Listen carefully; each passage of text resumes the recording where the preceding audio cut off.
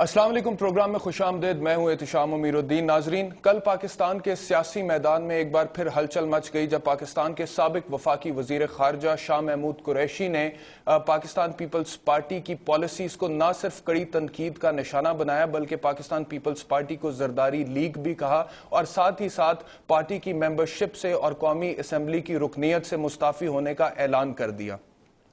मुस्तकबिल में उनकी हिकमत अमली क्या होगी, इस हवाले से उन्होंने कोई वजाहत नहीं की, लेकिन इतना जरूर कहा कि 27 तारीख को होने वाले जलसे में वो इस हवाले से अपना सियासी लाए अमल बयान करेंगे। जबकि दूसरी तरफ पाकिस्तान तहरीक इंसाफ के चेयरमैन इमरान खान ने कहा है कि 27 को घोटकी में होने वाले जलसे में शाह महमूद कुरैशी पाकिस्तान तहरीक इंसाफ ज्वाइन करेंगे। इस हवाले से आज के प्रोग्राम में गुफ्तगू करेंगे अपने पैनल के साथ। अपने पैनल का तारुफ कराऊंगा इस ब्रेक के बाद।